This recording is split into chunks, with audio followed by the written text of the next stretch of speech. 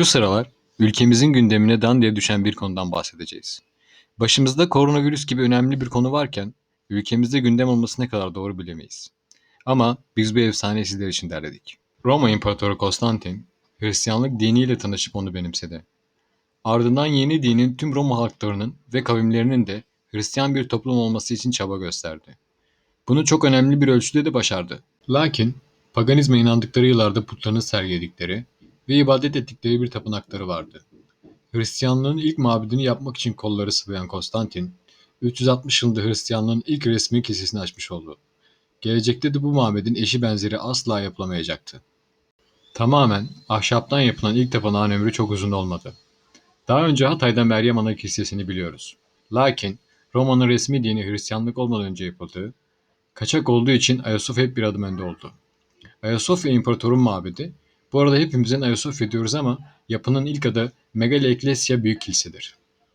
Gel zaman git zaman tarihler 404 yılını gösterir. İmparator Arkadius'un eşi Evdoksya Ayasofya'nın bahçesinde kendi heykellerini yaptırır. Ama biraz eksik yaptırır. Yarı çıplak şekillendirmiştir kendisini. Dönemin İstanbul Patriği bir pazar ayininde imparatorun eşine caz yapınca kıyamet kopar. Patrik ile eşi arasında bir karar vermek zorunda kalan imparator, hanımcılığın da ilk örneklerinden birini sergileyerek Patrik'i adalara sürer. Patrik'e men cezası vermiş olabilir. Arkadius'un düşünmediği bir şey vardır. O da dini değerleri ön planda tutan bir halk ile karşı karşıya geleceğini düşünmemiştir. Bizim kral sarayında takıla dursun. Halk bu durumdan o kadar rahatsız olur ki bir pazar ayini çıkışı çarşı pazar karışır. İmparator ve eşi çaresizliğe kapılır. İstanbul'u terk etme kararı alan imparator eşinin bağışlarıyla karşı karşıya kalır. Evdoksya yakınarak ben fakirlik içinde ölmek istemiyorum. Bu zenginliği asla bırakamam der ve eşinin isyanı bastırması gerektiğini söyler.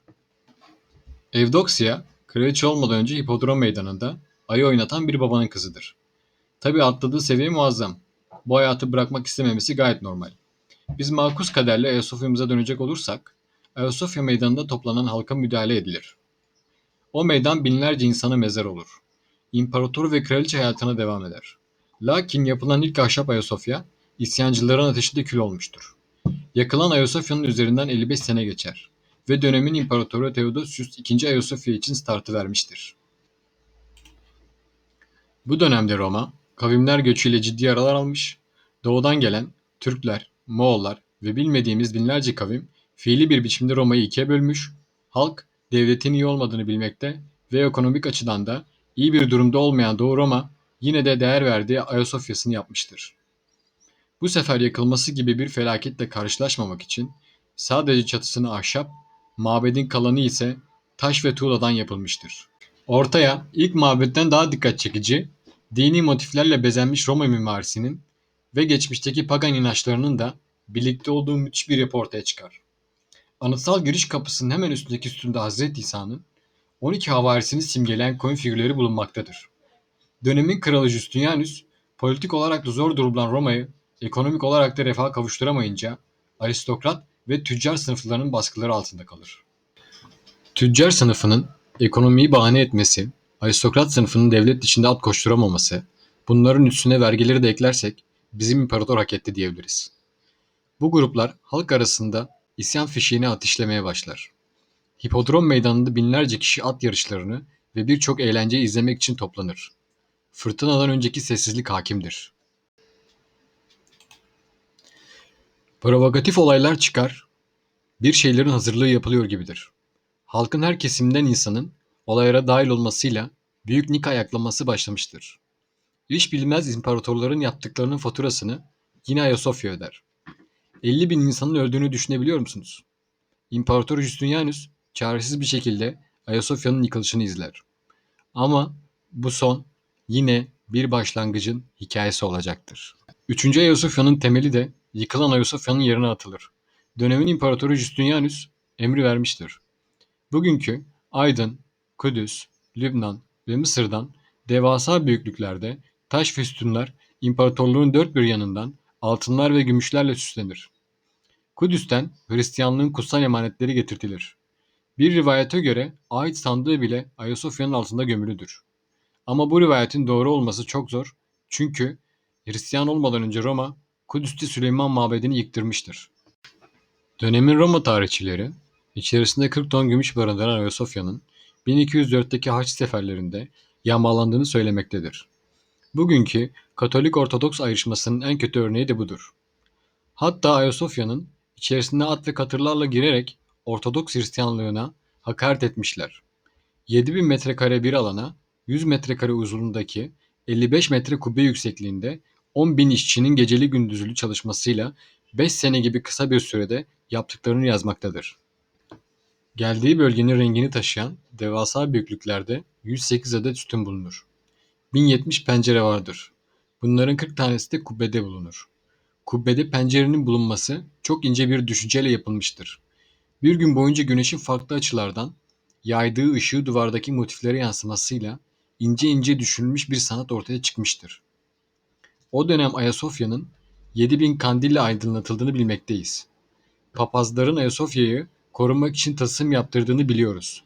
Ayasofya'nın inşası tamamlanır. Kral mabedin açılışını yapmak için gelir. Atından iner, giriş kapısına geldiğinde yeri öper ve yavaş adımlarla içeri girer. Kollarını iki yana açar ve yüksek bir sesle Süleyman, seni geçtim diyerek bağırır. Ayasofya o kadar değerlidir ki krallar, soylular ve papazların vasiyetleri hep Ayasofya'nın altına gömülmek olmuştur. Krallara taç takma merasimi yine Ayasofya'da yapılır. Ayasofya'yı büyülü göstermek ve bir daha yok olmaması için altına tüneller bile açarlar. Hatta bir rivayete göre Ayasofya'nın altındaki bir tünel Heybeliada'ya kadar uzanmaktadır. Bunun sebebi ise dönem dönem zor durumda kalan ya da suikaste kurban gideceğini öğrenen kralın başkenti hızlı bir şekilde terk etmesi için yapılmıştır. 1000 yıl Hristiyanlığa görkemiyle hizmet verir. Yıllar 1453'e gelir. Binlerce Bizanslı, Tanrı'nın onları koruyacağı ümidiyle Ayasofya'da saklanır. Günlerce Ayasofya'nın içinde dua ederek yaşama ümitlerini sürdürürler. Onlar için korkulan olmuş ve artık İstanbul Türklerin elindedir. Mabedin kapıları açılır. Korku ve ümitsizliğe kapılmış halk sonlarının geldiğini düşünür. Ayasofya'yı koruyan 4 büyük melekten yardım dilerler. Dua ederler ama hiçbir şey olmaz. Üstlerine doğru yavaş yavaş yürüyen Sultan Mehmet Ayasofya'nın mimari cazibesine kapılır ve içeri girer. Yorgun, yıpranmış, hasta ve korkulu gözlerle ona bakan Bizanslarla karşı karşıya gelir. Ve hepimizin bildiği o konuşmayı yapar. Artık siz de benim tebaamsınız. Başka bir dine mensup olduğunuz için size aykırı bir şey yapılmayacak. Hepiniz bundan önce sürdürdüğünüz hayata geri dönün der. Bizans halkına can ve mal güvenliklerini sağlayacağının sözü verilir. Fethin bir sonraki günü olan Cuma günü namaz kılınır ve fethin sembolü, nişanı Ayasofya Camii olarak 600 senelik hizmetine başlar. Fatih Sultan Mehmet Ayasofya'ya çok değer verir. Ayasofya'nın doğallığının bozulmaması için içerisindeki mozaiklerin sadece yüz bölgelerini ince bir kumaşla kapatır. Yerdeki haç görselli mezarların üstüne halılar, hasırlar serilerek namaz kılınır.